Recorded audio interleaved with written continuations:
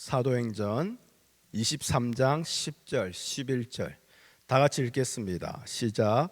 큰 분쟁이 생기니 천부장은 바울이 그들에게 찢겨질까 하여 군인을 명하여 내려가 무리 가운데서 빼앗아 가지고 영내로 들어가라 하니라. 그날 밤에 주께서 바울 곁에 서서 이르시되 담대하라. 내가 예루살렘에서 나의 일을 증언한 것 같이 로마에서도 증언하여야 하리라 하시니라. 아멘. 하나님 감사합니다. 오늘도 우리를 불러주신 하나님, 우리에게 담대하라고 명하시고 하나님의 일을 우리에게 맡겨주시는 그 기적을 오늘 말씀을 통해서 다시 깨닫게 허락하여 주시옵소서. 하나님, 세상의 것을 위해서 사는 자가 아니라 오늘 말씀을 통하여 우리가 주를 위해서 사는 인생으로 변화되는 역사가, 그 회복이 이곳에 모든 성도들에게 임하게 허락하여 주시옵소서. 예수님의 이름으로 기도합니다. 아멘. 자, 우리 11절 말씀을 보시면 그날 밤에 이렇게 되어 있습니다. 자, 그날은 어떤 날입니까? 우리가 말씀을 계속 차근차근 보아왔기 때문에 잘 알 겁니다. 당장 그 앞에 10절만 보면 어떻습니까? 사내들인 공회를 구성하고 있던 그 사두개인과 바리새인들이 그 큰 분쟁이 일어나게 됩니다. 무엇 때문에요? 바울 때문이에요. 저 바울의 그 복음의 선포 때문에요. 그래서 그때 그 상황이 얼마나 급박했던지 성경은 바울이 그들에게 찢겨질 뻔했다고 말합니다. 찢겨진다는 것은 말 그대로 piece by piece, 그냥 산산조각으로 그냥 다 찢어버린다라는 그런 뜻입니다.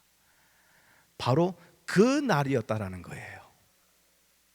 천부장이 바울을 무리 가운데서 빼앗아 가지고 영내로 속히 들어오지 아니하였다면 바울의 신변에 큰 일이 일어날 뻔한 그 날이었습니다. 여러분, 지금 심지어 바울에게 이토록 살해의 위협까지 하고 있는 이 자들은 바울의 동족입니다. 유대인이라는 거예요. 우리 한국에서 떠나 미국에 와가지고 여러분 이민 생활 하실 때에 한국 사람 만나면 괜히 반갑지 않습니까? 저는 처음에 웨스트 버지니아 그 베클리 정말 시골 동네에 처음에 미국을 왔습니다. 그러고 난 뒤에 한 6개월 만에 거기서 여기 우리 페어팩스에 장을 보러 6시간을 운전해서 왔어요. 6개월 만에 한국 간판을 보니까요 너무 반가운 거예요. 거리에 한국 사람들이 걸어 다니는 거예요. 너무 반가운 거예요. 그래서 장을 보러 내려갈 때에 한국 사람들이 앞에 오는데요, 저는 웨스트 버지니아 그 촌동네에서 하는 식으로 그냥 반갑습니다 인사를 했어요. 그러니까 그분들이 뭐야 이런 식으로 보고 그냥 지나가더라고요. 워낙 한국 사람들이 많은 동네다 보니까 인사를 안 하는 걸 그때는 몰랐어요. 그런데 저는 한국 사람 만나니까 너무 반가운 거예요. 한국 이름이 너무 좋고요, 한국 간판 자체가요 제 마음에 힐링이 되는 거예요. 그렇게 정을 나누고 마음을 나눴던 같은 동족이라는 거예요. 근데 그 동족이 지금 어떻게 해요? 바울을 죽이려고 덤벼들고 있습니다. 게다가 사내들이는 어떤 곳입니까? 바울이 한때 마음을 두고 뜻을 두며 같이 일을 했던 동료들입니다. 그렇죠? 사내들인의 그 사인을 받아서 바울이 열심으로 예수 믿는 자를 핍박하러 달려갔던, 한마디로 이전의 직장 동료들이에요. 그런데 그 사람들이 어떻게 합니까? 12절부터 여러분 눈으로 보시면 알겠지만요, 바울을 죽이고자 바울 암살단을 그들이 결성합니다. 거기 보시면 그들이 바울을 죽이기까지는 먹지도 않기로 굳게 맹세하는데 이 사람들이 40여 명이 된다라고 말합니다. 여기서 먹지 않기로 굳게 맹세하다 이 단어예요. 어떤 뜻이 있냐면 저주한다라는 뜻이 있어요. 즉 무슨 말이냐, 그냥 바울을 그냥 마음에 안 들어 이런 수준으로 싫어하는 것이 아니라 바울을 죽이지 아니한다면 내가 하나님의 저주를 받겠습니다. 그 말인 거예요. 바울을 죽이지 아니한다면 내가 하나님의 심판 안에 들어가도 나는 괜찮습니다. 이를 우리 한국말로 한다면, 내가 바울을 죽이지 못한다면 내 손에 장을 찢은다, 이거 아닙니까? 내 성을 간다, 이거 아닙니까? 나의 인생의 모든 뿌리 자체를 다 그냥 뒤엎더라도 내 그 일만큼은 내가 반드시 해낸다, 이 말이거든요. 여러분, 이러한 미움과 살해의 위협을 하루 종일 받았던 바울입니다. 그 날이라는 거예요. 얼마나 지치고 힘들었겠습니까? 그 마음의 상함을 어찌 누가 감히 알 수 있겠습니까? 그런데 이러한 상황은 그 날 하루만이 아니지 않습니까? 우리가 멀리서 크게 보면 예수를 믿고 난 뒤 바울의 인생 자체가 이랬습니다. 우리 좁게 가까이 보면 바울이 예루살렘에 올라온 뒤로부터 이 어려움의 상황, 이 힘듦의 상황은 계속되었던 바로 그런 상황이지요. 그래서인지 사도행전의 저자 누가는요, 그날 밤이라는 단어를 더 추가해놨습니다. 물론 시간적으로 그날 밤일 수도 있죠. 그런데 유난히 그 밤이라는 단어를 쓴 이유가 뭡니까?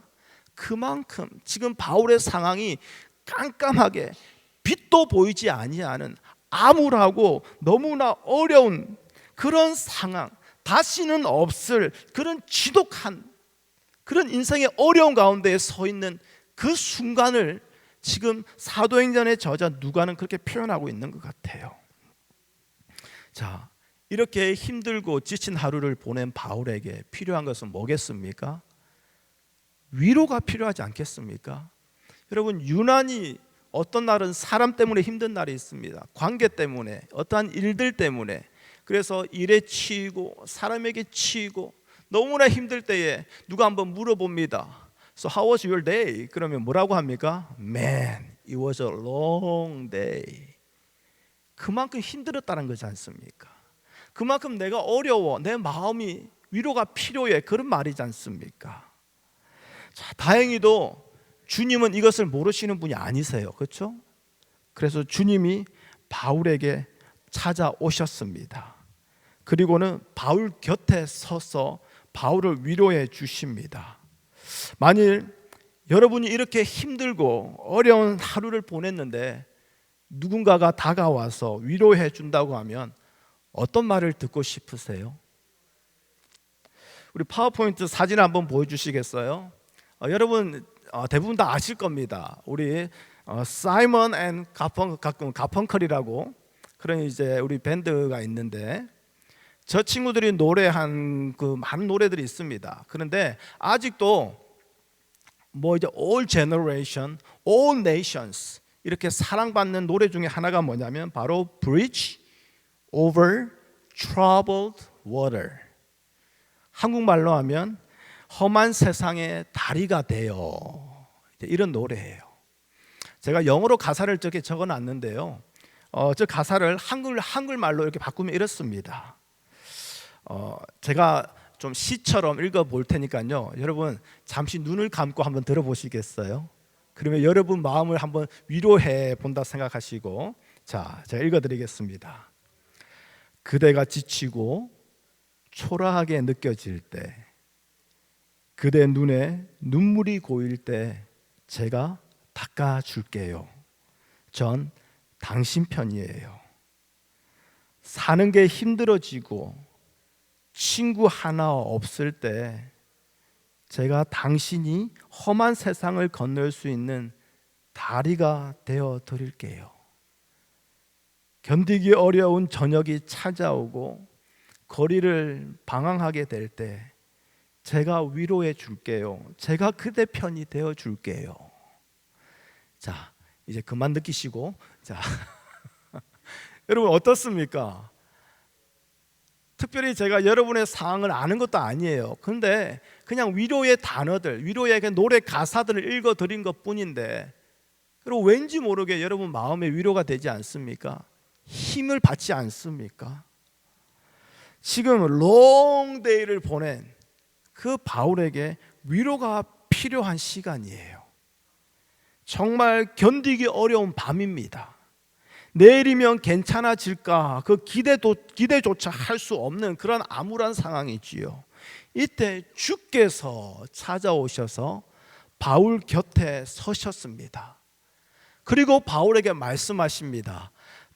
담대하라. 이 얼마나 듣고 싶은 말, 참으로 듣고 싶은 말 아닙니까? 여러분, 담대하라는 이 단어가요, 마태복음에서만 3번 사용되어졌어요.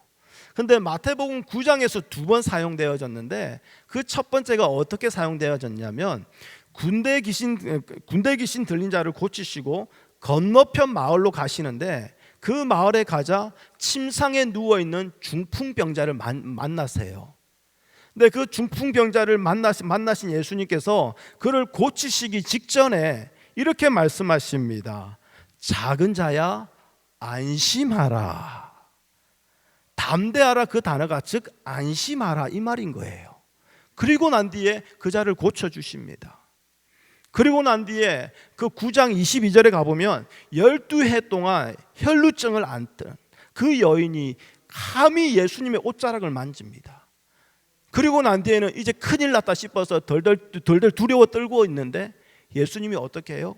그 여인을 보시면서 따라 안심하라. 그때 사용된 단어예요. 그리고 마태복음에서 마지막 한 번 더 사용된 것이 어디냐? 예수님이 제자들을 배를 태워서 먼저 보내십니다. 근데 그날 밤에 제자들만 배를 타고 있는데 그날 밤에 태풍이 불어와요. 바람이 불고 파도가 일어나며 죽게 되는 그 순간, 그런데 멀리서 귀신 같은 게 걸어오는 거예요. 그걸 보고 제자들이 놀라서 소리치며 두려워할 때에 예수님이 뭐라고 하냐? 안심하라. 나니 두려워 말라. 그러니까 담대하라는 그 단어가요, 마태복음에서는 안심하라 이렇게 다 해석된 거예요. 여러분, 이거 무슨 말입니까? 여러분 자녀들이 무슨 사고를 쳤어요. 그런데 그 자녀는 그걸 해결할 능력이 없는 거예요. 그럴 때에 부모인 여러분이 그 자녀에 가서 뭐라고 합니까? 괜찮아, 걱정하지 마, 안심해도 괜찮아, 아빠가 엄마가 다 해결해 줄게, 그런 말 아닙니까? 그러면 지금 이 바울에게 나타나신 주님께서 담대하라, 그 말은 무슨 말이겠습니까? 안심해, 괜찮아, 이제 내가 모든 것을 책임지고 고치고 그리고 회복시키고 해결해 줄게, 그런 의미가 되는 거 아니겠습니까? 그렇다면 이렇게 암울하고 긴 하루를 보낸 그 바울, 근데 심지어 지금 집에 돌아온 것도 아니에요. 바울은 지금 감옥에 갇혀 있어요. 그렇죠? 그 감옥에서 암울한 상황에 있는 그 바울에게는 이제 어떤 일이 일어나야 맞습니까? 다시 한 번 더 주님이 그 옥문을 열어주셔야 되는 거 아닙니까? 땅이 흔들리며 지진이 일어나면서 옥문이 빡 열리는 그런 기적이 나타나면서 그 바울을 옥에서 탈출을 시켜 주시든지, 아니면 바울을 죽이겠다고 덤벼드는 그 유대인들을 어떻게 해요? 다 바울이 외친 그 복음에 설득당하게 하시고 믿게 하셔서 그 살해의 모든 위험을 다 제거해 주시는 거, 그런 일들이 일어나야 되지 않습니까? 이 정도 해줘야, 아니 담대하라, 안심하라 말할 수 있는 거 아닙니까? 그런데 전혀 그런 상황이 일어나지 않죠. 견디기 힘든 그 저녁에 찾아오신 주님, 아까 그 노래 가사처럼 친구 하나 찾아볼 수 없는 그 저녁에 주님이 친구처럼 찾아오셨어요. 옆에 서셨어요. 그리고 직접 말씀하세요. 그리고 난 뒤에 그 말씀이 뭡니까? 지금 네가 예루살렘에서 당하고 있는 것처럼 이제 로마 가서도 그렇게 당할 거야. 와, 너무하시네 진짜. 이거는 주님이어도 섭섭해요. 이거는 예수님이어도 이러시면 안 되는 것 같아요. 인간으로서, 그렇죠? 정이 있지 사람이 어떻게 이렇게 매정할 수 있습니까? 참으로 섭섭해지지 않습니까? 우리가 기대하는 말씀은 이런 거 아니지 않습니까? 장차 있을 환난에서 건져주는 그런 말씀이 아니에요. 환난을 피할 수 있는 지혜나 방법을 알려주는 것도 아니에요. 그 환난에서 도움을 줄 만한 사람을 보내주는 것도 아니에요. 오히려 주님은 어떻게 합니까? 더 적극적으로 그 환난으로 밀어넣고 있다라는 거예요. 여기서 한 가지 우리는 신앙의 중요한 사실을 깨닫습니다. 그건 뭐냐? 성도로서 신앙의 바른 길을 가기 위해서 필요한 것은 예수님에 대한 우리의 생각이 바뀌어야 한다는 거예요. 우리는 항상 지금까지 언제나 나를 위한 예수님을 생각해요. 그래서 어떻게든 그 예수님에게서 복이 되는 것을 받아내기 위해서, 뽑아먹기 위해서 참으로 많은 수고를 하죠. 교회 일 열심히 합니다. 기도도 부지런히 해요. 다른 사람들보다도 착한 일 더 많이 하고자 애씁니다. 그리고 난 뒤에 이 모든 것은 주님의 영광을 위해서 한 거라고 말합니다. 주님을 위해서 사는 것이라고 말합니다. 그러면서도 우리 속마음은 어떻습니까? 우리의 이러한 노력을, 우리의 애씀을, 우리의 행함을 보시고 이제는 세상도 부러워할 만한 그 복을 주지 않을까 그렇게 기대하고, 그렇게 근데 그게 아닌 척하면서 그렇게 열심히 신앙생활을 합니다. 그런데 그렇게 기다려도 막상 우리가 원하는 복이 주어지지 아니하니 그때서야 우리는 어떻게 해요? 낙심하고 실망하죠. 주님 왜 이러십니까? 내가 한 것들 한번 보십시오. 이때쯤 되면 나에게 주님 이렇게 하시면 안 되는 거지 않습니까? 그럴 때에 오늘 말씀처럼 담대하라, 이런 말씀이 기도 중에, 말씀 중에 들려오면 어떻게 합니까? 그래, 내가 마음을 고쳐 먹어야지. 그럼 또다시 힘을 냅니다. 주님이 내 마음을 위로해 주셔서 이제는 마치 욥처럼 이 고난을, 이 어려움을 끝까지 인내하고 이겨내면 반드시 복이 올 거야. 그러면서 또다시 힘을 내고 또 애쓰죠. 여러분, 예수님을 위해서 산다라는 것은요, 일주일 중에 하루 교회 나와서 예배에 참석해 주는 거, 그거 의미하지 않습니다. 예수님을 위해서 사는 거요, 11조 따박따박 정확하게 드리는 거, 그거 의미하지 않습니다. 예수님을 위해서 사는 거요, 아침에 일어나서 큐티 10분 15분 하고 그리고 난 뒤에 그 나머지 하루는 내 마음대로 사는 거, 그거 의미하지 않습니다. 예수님을 위해 사는 것, 환난을 마다하지 않고 그 길을 계속하는 겁니다. 믿음으로 나아가는 길에 환난이라는 그 장애가 있다 할지라도 멈추지 않고 가는 거예요. 비록 나에게 불리하고 반드시 그 길로 가게 되면 나에게 손해로 끝나게 되는 그 결론이 뻔함에도 불구하고 그것이 믿음의 길이라면 그것을 가는 것, 그것을 멈추지 아니하는 것, 그게 바로 예수님을 위해서 사는 거예요. 왜냐하면 예수님은 우리의 편함을 위해서, 우리의 잘됨을 위해서 그 십자가의 좁은 문, 그 십자가의 좁은 길을 없애거나 바꾸시는 분이 아니기 때문에 그렇습니다. 주님이 가신 그 길은 지금 우리에게도 변함없이 그대로 존재하고 있습니다. 바울이 걸어갔던, 바울에게 존재했던 그 믿음의 길은 지금 우리에게도 그대로 존재하고 있다는 것이지요. 예수님이 걸어가신 길입니다. 사도들이 걸어간 길입니다. 믿음의 선조들이 그들의 목숨을 내어놓으며 걸어갔던 길입니다. 이제는 우리가 걸어갈 길 아닙니까? 그러니 담대하라는 이 말씀이 우리에게 필요한 거예요. 우리의 상황과 형편에 따라서, 우리의 노력과 우리의 욕심에 따라서 바꿀 수 없는 이 길이기에 우리에게는 담대함이 필요한 것이지요. 사도행전 14장 22절 말씀입니다. 보여주세요. 네, 함께 읽어보겠습니다. 시작. 제자들의 마음을 굳게 하여 이 믿음에 머물러 있으라. 권하고 또 우리가 하나님의 나라에 들어가려면 많은 환난을 겪어야 할 것이라 하고, 자, 이 말씀을 표면적으로 보게 되면요, 하나님 나라에 가고자 한다면 환난은 필수적인 것이다, 당연한 것이다, 그런 뜻이 됩니다. 그렇죠? 자, 그런데요, 이 말씀이 환난이 하나님 나라에 들어가는 절대적인 조건이다라는 그 뜻은 아니에요. 조건이라기보다는 하나님 나라를 향해 그 길을 가는 우리에게 기다리고 있는 당연한 과정이라는 거예요. 과정입니다. 조건이 아니라. 여러분, 빌립보서 1장 29절 말씀입니다. 함께 읽어보겠습니다. 시작. 그리스도를 위하여 너희에게 은혜를 주신 것은 다만 그를 믿을 뿐 아니라 또한 그를 위하여 고난도 받게 하려 하심이라. 이건 무슨 말입니까? 예수 그리스도를 믿는다라는 것은 내가 예수님 믿습니다, 그게 아니라 믿는다라는 것은 고난도 함께 받는다라는 것을 의미하는 것이지요. 자, 디모데후서 3장 12절입니다. 시작.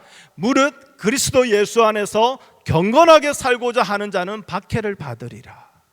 경건하게 살면 복 받을 것 같지요. 경건하게 살면 형통하게 될 것 같지요. 경건하게 살면 내 직장이 잘 풀리고 사업이 잘 되고 내 자녀들이 다 잘 될 것 같지요. 근데 뭐라고 합니까? 박해를 받으리라. 이것이 예수님을 위해서 살아가는 자, 믿음의 길을 걸어가는 자에게 기다리고 있는 것들이에요. 그런데 우리는 어떻게 합니까? 환난에서 벗어나기 위해서, 어떻게든 그 고난을 피하기 위해서 예수님 찾고 있지 않습니까?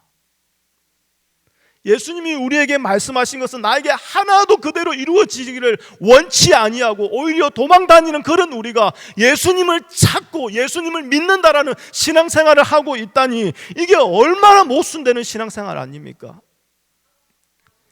이러한 자에게 말씀에 적힌 담대하라, 이거는 그냥 그날 듣기 좋은 말로 끝나는 거예요.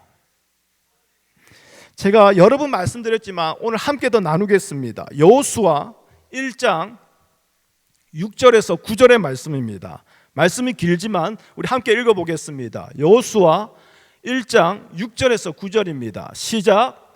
강하고 담대하라. 너는 내가 그들의 조상에게 맹세하여 그들에게 주리라 한 땅을 이 백성에게 차지하게 하리라. 오직 강하고 극히 담대하여 나의 종 모세가 내게 명령한 그 율법을 다 지켜 행하고 우로나 좌로나 치우치지 말라. 그리하면 어디로 가든지 형통하리니 이 율법책을 내 입에서 떠나지 말게 하며 주야로 그것을 묵상하여 그 안에 기록된 대로 다 지켜 행하라. 그리하면 내 길이 평탄하게 될 것이며 내가 형통하리라. 내가 내게 명령한 것이 아니냐. 강하고 담대하라. 두려워하지 말며 놀라지 말라. 내가 어디로 가든지 내 하나님 여호와가 너와 함께 하느니라 하시니라. 여러분, 이 말씀은 민족의 지도자 모세가 죽고 난 뒤에 이제는 하나님이 세우신 그 여호수아에게 하나님이 친히 하시는 말씀이에요. 하나님이 친히 여호수아 곁에 섰습니다. 그리고 그 여호수아에게 친히 말씀을 하시지요. 여기서 담대하라만 3번을 반복하십니다. 성경에서 반복은 강조를 말하죠. 그런데 3번 강조라는 것은 최고의 강조라는 거예요. 그런데 유난히 7절 말씀을 보시면, 우리 7절을 한번 보여주시겠어요? 아까 우리가 그린으로, 오직 7절에 보면 저기서는 오직 강하고 극히 담대하여 라고 말씀하세요. 여러분, 이것은 막연히 아까 우리 노래 가사처럼 하나님이 여호수아에게 여호수아야, 내가 너의 편이 되어줄게. 앞으로 다가올 험한 세상을 건널 수 있는 다리가 되어줄게. 너의 친구가 되어줄게. 너의 눈물을 닦아줄게. 그런 말로서 심리적인 안정감을 주고 마음을 위로해 주면서, 야, 모세 없어도 너 할 수 있어. 그런 힘을 주기 위한 말씀이 아니라는 거예요. 하나님은 오직 강하고 극히 담대하라. 거기서 끝나는 게 아니라 오직 강하고 극히 담대하여 그렇게 말씀하시죠. 그러면 그 뒤에 뭐가 있다라는 거예요. 그렇죠? 오직 강하고 극히 담대할 이유가 있다라는 거예요. 그 이유가 무엇입니까? 바로 하나님이 주신 율법, 그 말씀을 지키는 것. 그 말씀을 지키고 그 말씀으로 인해서 이 세상에서 좌로나 우로나 치우치지 말 것, 그 말씀을 입에서 떠나지 말게 하며 주야로 그것을 묵상하는 것. 왜 하나님이 이것을 지키는데 그렇게 강하고 담대하라고 말씀하실까요? 앞으로 하나님이 약속의 땅으로 가나안 땅을 주시지만 그 땅에 들어가면 모든 것이 형통하게 하나님이 다 준비해 놓으신 것이 아니라 하나님은 언약의 말씀을 준비해 놓으셨다라는 거예요. 그런데 그 언약의 말씀을 믿고 나아가려면 반드시 그 땅에서 세상의 돈의 원리로, 세상의 힘의 원리로, 세상의 지식의 원리로, 세상의 소유의 원리로 살아가고 있는 그 땅의 많은 우상들을 대적하며 싸워야 되는 그런데 그것이 비록 너희가 하나님의 백성이라고 불리는 이스라엘이라 한다 할지라도 그 땅에 들어가면 그것이 당연한 삶이 되어버릴 거야. 그렇게 사는 것이 현명한 삶이 되어버릴 거야. 그렇게 사는 것이 잘 사는 삶이 되어버릴 거야. 그러한 삶 속에서 보이지도 아니하는 하나님의 말씀을 지킨다고, 보이지도 아니하는 하나님의 말씀을 묵상한다고 당장 살아가는 내 삶에 아무런 도움도 되지 않을 것 같은 그 말씀을 부여잡고 산다고 이거 바보천치 취급당할 거야. 그럼에도 불구하고 너희는 극히 담대하여 이 말씀 지켜, 이 말씀 붙잡아, 그거 말씀하시는 거잖아요.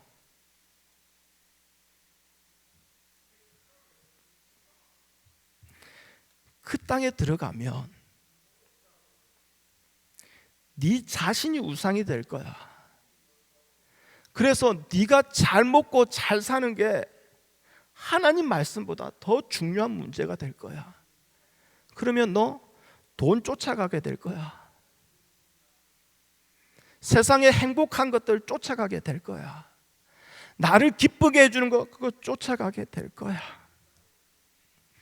그러한 세상에서 보이지도 아니하는 하나님의 말씀, 당장 내 코앞에 닥쳐있는 내 육신의 문제, 그 문제를 실질적으로 해결해주는 능력도 되지 아니하는 그 하나님 말씀 붙잡고 사는 거, 그거 쉽지 않을 거야. 사람들은 바보라고 조롱할 거야. 그런데 네 눈에 보이는 거 그거 전부 아니야.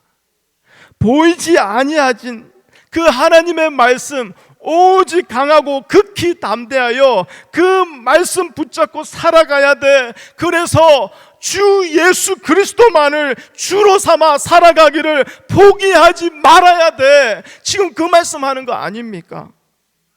보이는 것 때문에 예수 그리스도 타협하고 양보하지 마. 언제까지 예수 그리스도가 그렇게 양보해야 돼? 언제까지 주가 그렇게 타협돼야 돼?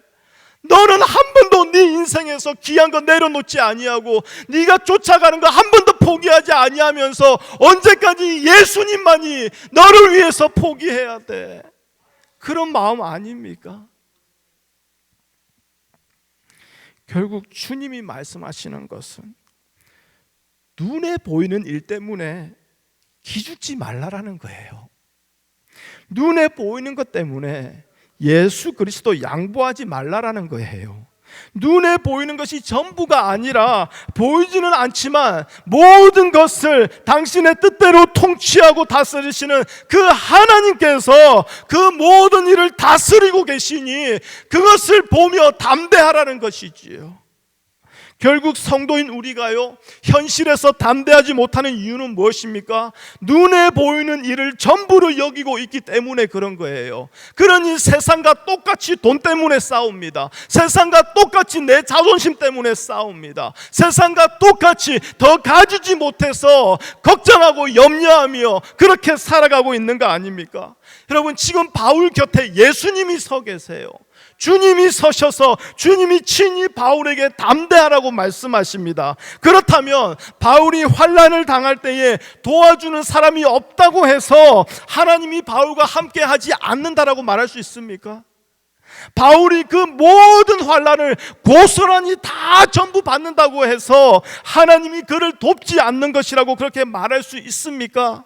네, 보이는 것이 전부로 살아가는 자들에게는, 보이는 것으로 하나님의 사랑과 하나님의 은혜를 말하는 자들에게는 그렇게 해석되어지는 거예요. 그렇게 보여지는 거예요. 그렇게 이해되어지는 거예요. 그래서 내가 잘 되면 하나님이 함께 하시는 것이요, 내가 어려워지고 잘못되면 하나님이 함께하지 않는 것으로 그렇게 해석해 버리지 않습니까?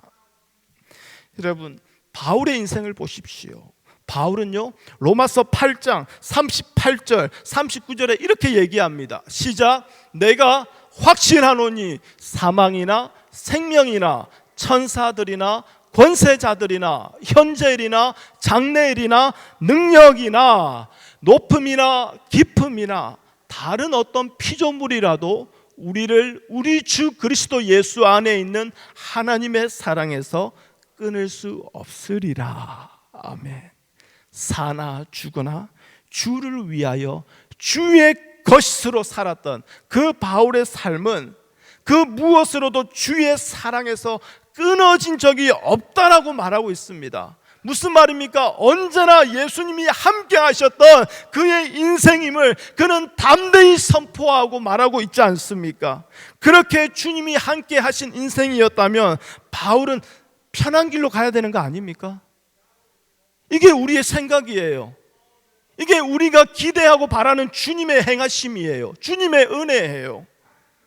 그런데 주님이 바울 곁에 서 계시고 함께 하심으로 인해서 바울에게 확정된 것은 무엇입니까? 환난의 길을 가게 된다라는 거. 이게 확정된 거예요. 환난의 길을 네가 앞으로 가게 될 거야. 이것으로 주님께서 바울과 함께 하고 있음을 나타내고 있는 거 아닙니까? 우리의 생각과 너무 다르지 않습니까? 요한복음 21장에 가보면요, 부활의 주님이 나타나십니다. 그리고 베드로에게 찾아오시죠. 네가 나를 사랑하느냐?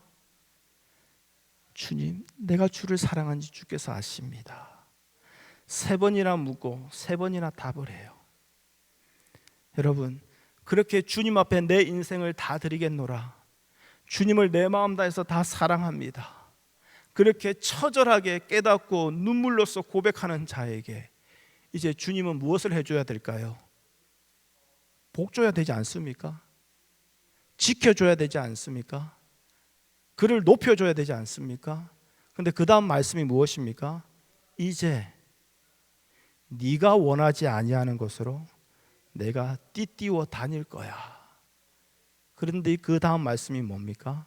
이는 베드로가 어떠한 죽음으로 하나님께 영광 돌리는지 그걸 말씀하신 거라고 얘기해요. 예수님 사랑한다고 온 마음 다해 고백하고 눈물 흘리며 지나간 자신의 모든 죄를 애통하는 마음으로 고백하는 자에게 어떠한 복이 주어졌습니까? 띠띠와 끌려가 죽게 되는 복이 주어지는 거예요. 여러분, 이런 예수님 이해되십니까? 이런 예수님의 함께 하심이 여러분 이해되십니까? 예수님이 함께 하시는 건요, 환난과 고난이 변하여 편함과 안정함으로 되는 거 아닙니다. 오히려 환난이 없던 자에게 환난을 있게 하심으로 예수님의 함께 하심을 우리 가운데 확인시켜 주시는 거예요. 예수님만으로 살아가겠노라 고백하는 성도인 우리에게는 이제는 그 환난이 당연한 것임을 확인시켜 주십니다. 그래서 지금까지는 내가 원하는 대로만 다녔는데 이제는 내가 원치 아니하는 것으로 주님이 우리를 띠띠워 가십니다. 이게 뭡니까? 바로 예수 그리스도의 멍에 아닙니까? 멍에 우리를 띠띠워 이제는 그 어미소가 가는 대로 끌려갈 수밖에 없는 그 예수님의 멍에를 메어 주시는 거 아닙니까? 여러분, 이것이야말로 예수님이 우리와 함께 하시는 증거라는 거예요. 그러면 이 증거는 주일날 하루 10시에 예배드리는 이 시간에만 나타날까요? 아니지요. 이 산도 아니요, 저 산도 아니요. 영과 진리로 예배하는 우리의 삶의 모든 영역에서 나타나야 되는 것이지요. 여러분, 오늘 말씀이 좀 힘드시죠? 이런 거 기대한 거 아닌데 내가 이 말 듣고자 내가 여기 왔나? 이거 제가 저희 아내한테 종종 하는 말이거든요. 무슨 얘기를 하면 항상 제가 그렇게 지적을 받아요. 그러면 여보, 내가 그 말 듣고자 이 말 하는 게 아니잖아. 내 마음을 좀 알아줘. 나랑 좀 공감을 해줘. 그런데 사모의 직분을 정말 최고의 사명으로 여기고 살아가고 있는 우리 사모님께서는 우리 담임 목사님을 그토록 지적하시면서 올바른 길로 서기를 그렇게 최선을 다하고 계십니다. 감사하죠. 여러분, 오늘 이 말씀 듣고자 여러분 이 자리에 나온 거 아닐 거예요. 이왕이면 위로받고, 이왕이면 마음에 그렇죠? 안식을 누리면서 그래 맞아 너무 좋아 예수님이 날 이렇게 사랑하신대 막 그런 마음으로 이제 마음을 다시 힘입어서 또 한 주를 살고 싶은 그런 마음이 있을 거예요. 그런데 여러분, 이 말씀이 조금 힘들어도 이 말씀이 결국 여러분에게 영원한 위로가 되리라 믿습니다.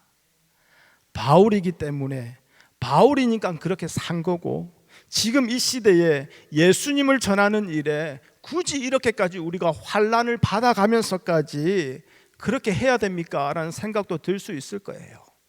그런데 그러한 생각은 복음과 세상의 관계를 모르기 때문에 그래요. 세상은 복음을 거부합니다. 요한복음에서 예수님이 우리에게 세상이 너희를 미워하는 까닭은 너희가 세상의 것이 아니라 아버지의 것이기 때문이라고 말씀하시죠. 세상은 아버지의 것, 복음, 예수 그리스도를 다 배척합니다. 왜요? 얼마든지 자신의 힘으로 살아갈 수 있으니까요. 이것을 오늘 나오는 유대인의 입장으로 말해본다면 얼마든지 자기의 의를 가지고도 구원받고 천국 갈 수 있는데, 그러한 자신들을 회칠한 무덤이요 독사의 자식들로 책망하시면서 인정해 주지 않는 그 예수만을 의지해야 된다는 그 말이 기분 나쁜 거예요. 싫은 거예요. 그러니 세상과 복음은 반드시 충돌할 수밖에 없고, 그러한 복음으로 말미암아 살아갈 수밖에 없는 우리에게는 이 환난은, 고난은 필연적인 것이 되는 것이지요. 여러분, 담대하라는 것은 일시적인 어떤 감정을 말하는 거 아닙니다. 어떤 기분을 말하는 거 아니에요. 어떤 일에서든 주님만을 바라보고 주님의 일을 생각하고 그렇게 살아가라는 그 말인 거예요. 오직 주님을 위해서 우리가 살고 있음을 아는 그 믿음에서 이 담대함은 나오게 되는 것이거든요. 그러니까 환난도 주님을 증거하고 보여야 할 일로서 나에게 주어진 것임을 알기 때문에 그 환난에서 주님을 더욱더 뚜렷하게 바라볼 수 있게 되는 것이지요. 결국 무슨 말입니까? 환난이 우리의 시선을, 우리의 마음을, 우리의 귀를 어떻게 해요? 주님께 두도록 주께서 우리와 함께 하시면서 인도하고 계신다라는 거예요. 환난이, 고난이, 어려움이 주가 나를 떠났다라는 증표가 아니라 오히려 믿는 우리에게는 나와 함께 하시고 나를 도우신다는 증표가 됨으로 인해서 우리는 그 환난에서 더욱더 담대해지는 것이지요. 여러분, 주님은요, 주님만을 증거하는 바울의 인생에 우리가 그토록 바라고 기도하고 있는 그 인생의 편한 길을 준비해 놓으시지 않으셨어요. 주님을 위해서 사니까 복을 더 주시고 형통의 길을 가게 하시고 그 자녀들을 말 그대로 그 부모의 눈물과 부모의 헌신으로 인해서 자녀들이 잘 되는 그 형통의 복을 받게 하시고, 그런 욕심, 그 욕심으로 우리가 만들어내온 그 예수 다 내려놓으세요. 그런 예수 믿다가 정말 주님 오시는 날 여러분 어떻게 하려고 그러십니까? 그런 예수 믿다가 정말 주님 오시는 날 주님이 우리를 보시며 내가 너를 알지 못한다라고 하면 어떻게 하시겠습니까? 그 사람들이 하는 말이 무엇입니까? 하나님, 우리가 주의 이름으로 선지자 노릇을 했다고 합니다. 아니, 차라리 선지자면 선지자지 왜 선지자 노릇을 했다라는 거예요? 카피했다라는 거 아닙니까? 흉내 냈다라는 거 아닙니까? 교회 안에서 신앙생활을 하는 성도의 그 삶 카피했습니다. 흉내 냈습니다. 똑같이 다 따라 했습니다. 그 말 아닙니까? 근데 주님은 뭐라고 하시죠? 모른다. 나 너 모른다. 여러분, 여러분의 욕심으로 만들어낸 그 예수님 내려놓으십시오. 가감하게 버리십시오. 예수님은 우리에게 이러한 약속을 하신 적이 없으세요. 요한복음 16장 33절 다 함께 읽어보겠습니다. 요한복음 16장 33절 시작. 이것을 너희에게 이르는 것은 너희로 내 안에서 평안을 누리게 하려 함이라. 세상에서는 너희가 환난을 당하나 담대하라. 내가 세상을 이기었노라. 예수님은 오히려 우리에게 환난을 약속해 놓으셨어요. 그런데 그 약속이 환난에서 끝나는 것이 아니라 그 환난에서도 담대하도록 해놓으셨어요. 여러분, 그 환난에서도 우리가 담대할 것은 세상이 성도인 우리를 건드리지 못한다라는 것 때문이에요. 왜 그럴까요? 이미 예수 그리스도께서 이 세상을 이겨 놓으셨기 때문입니다. 그러면 한 가지 궁금해져요. 왜 예수님이 우리에게 이런 약속을 해 주실까요? 왜 세상이 우리를 건들지 못하도록 예수님이 이런 약속을 해 놓으실까요? 그것은 다른 게 아니에요. 예수 믿는 우리를 천국에 바로 데려가지 아니하시고 이 땅에 남겨 놓으시고 이 땅에서 살게 하시는 것은 이 땅에서 우리를 세워서 주님께서 하실 일이 아직 남아있기 때문에 그런 거예요. 아직 주님의 할 일이 남아있는 성도는 세상이 건들 수 없다라는 거, 이것이 바로 우리의 담대함이 되는 거 아니겠습니까? 그러니 세상의 어떤 일에서든 여러분 담대하십시오. 생각조차 하지 못하는 그 고난의 상황이, 어려움의 상황이 여러분 앞에 펼쳐진다 할지라도 그곳에서 Bridge over troubled water 같은 그런 노래 찾아 들으면서 위로받지 마시고, 그 무엇보다 말씀을 붙잡으시고 말씀을 주야로 묵상하시면서 여러분의 마음을 다시 가다듬으십시오. 그러면서 예수님만을 바라보십시오. 어떤 일에서든 우리를 떠나신 적이 없으신 주님, 지금도 우리 곁에 서셔서 우리 안에 서셔서 말씀하고 계시는 그 주님을 알게 될 것입니다. 자꾸 보이는 것에 집착하고 보이는 것에 마음 다 빼앗기니 주님을 보지 못하고 주님의 말씀을 듣지 못하는 것뿐인 것이지요. 모든 일은 우리 주님이 하십니다. 주님의 일을 다 담아서 우리 앞에 쫙 펼쳐 놓으시고 준비시켜 놓으신 거죠. 나만 바라보는, 나의 유익만을 생각하고 나의 잘됨만을 생각하는 내가 바라보니, 내가 기준이 되니 그 일에 좋은 일이 있고 나쁜 일이 있고 복이 있고 저주가 있는 것처럼 보일 뿐이지, 하나님을 사랑하는 자, 곧 그 뜻대로 부르심을 입은 자들에게는 모든 것이 뭐라고 합니까? 합력하여 선을 이룬다고 말합니다. 무슨 말입니까? 모든 일이 성도인 우리에게는 뭐라고요? 하나님이 보시기에 좋았더라, 그 일이 되어버린다라는 거죠. 그래서 우리가 할 것은 다른 거 없습니다. 모든 일에서 주님만을 바라보는 것. 감히 죄인 중에 괴수인 우리가 주님의 일을 하는 자로 세워졌다라는 것, 여러분 이것이야말로 기적 아닙니까? 이것이야말로 세상의 모든 부귀와 명예와 자랑과 바꿀 수 없는 복 아닙니까? 여러분, 이 복음을 알고 모든 일에서 주님만을 원하시고 주님만을 필요로 하는 그 믿음으로 살아가시기를 바랍니다. 이러한 성도는 세상이 감당치 못하느니라 라고 말씀하세요. 그러니 여러분, 담대하십시오. 부디 어떤 일에서든 어떤 형편에서든 주로 인하여 담대하시기를 바랍니다. 할렐루야. 우리 앞에 옆에 사람들 보고 이렇게 격려했으면 좋겠습니다. 주로 인하여 담대할지라. 주로 인하여 담대할지라.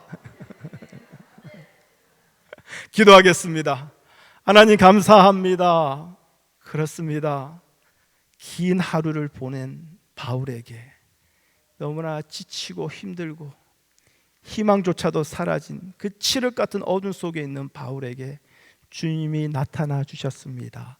함께 하셨습니다. 그리고 위로해 주십니다. 그 위로가 담대하라. 지금껏 네가 그 환난을 겪은 것처럼 앞으로도 겪게 될 것이니라. 주님, 세상은 결코 알 수 없는 위로입니다. 세상은 결코 깨달을 수 없는 하늘의 위로가 오늘 우리 가운데 주어지고 있음을 믿습니다. 주님, 내가 나의 욕심대로 바라는 그 예수님의 위로가 아니라 하나님이 보시기에 좋았더라는 그 예수님의 위로가, 그 성도의 담대함이 우리 안에 다시 회복되게 허락하여 주시옵소서. 그리하여 모든 일에서 주를 바라보고 주로 인하여 담대하겠습니다. 예수님의 이름으로 기도합니다. 아멘.